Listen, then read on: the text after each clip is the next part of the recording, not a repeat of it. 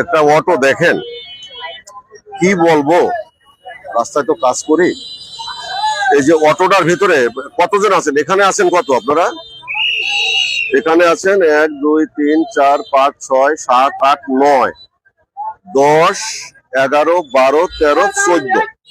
এই 14 জন লোক আছেন একটা অটোর ভিতরে।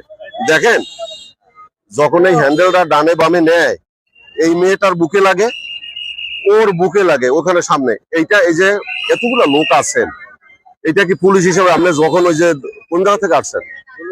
এই দৌলত খান থেকে আসছেন, দৌলত খা, তারপরে গেল কোথায়?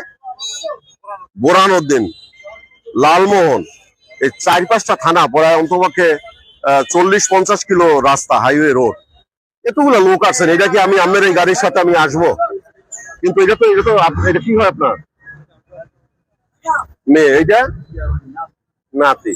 তো এই যে হ্যান্ডেল তো ঘুরাইতে পারতেছে না, ও যেহেতু ডাইনে ভাবে যাবে তখন তো আর বুকে লাগে, সিটটা পড়ে গেলে এটা কি আমার প্রতিটা গাড়িতে যাইয়া পুলিশ হিসেবে আমার দেখা এটা দায়িত্ব আমার? বলেন। তারপর ডান পাশে তুমি এতগুলো লোক নিয়ে আসছো বাবা? হ্যাঁ, জায়গা না হলে আরেকটা অটো নিবেন। যদি আপনি মনে করেন এটা তো এমনি হাইওয়ে রোডে নিষিদ্ধ, আল্লাহ না করে কোনো দুর্ঘটনা, এটা কি হবে? এটা তো হওয়ারই তো কথা। এইটা একটু দেখান তো, দেখেন তো অবশ্য, দেখেন তো, চাইয়ে দেখেন।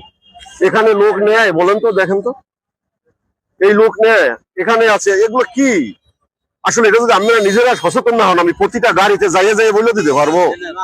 তারপরে একটা কোনো কিছু হয়ে গেলে বলেন যে প্রশাসন দেখে না, পুলিশ দেখে না, কেন বাবা? আর আপনি বা কেন এইভাবে লোক নিয়ে আসবেন? আর এই অটো তো আপনার। ভাই ভিডিওটা দেখলেন, কথাগুলো শুনলেন, কার দোষ কমেন্ট করে জানাবেন। আর অটো রিক্সার ভাইদেরকে দৃষ্টি আকর্ষণ করে বলবো, আপনারা এবার ধরনের কোনো ভুল করবেন না। 14 জন যাত্রী লিয়ে 50 কিলো কীভাবে আপনি চলে আসলেন? ভিডিওটা ভালো লাগলে আমাদের চ্যানেলটা সাবস্ক্রাইব করে আমাদের পাশে থাকবেন। ওকে, সবাইকে অনেক ধন্যবাদ।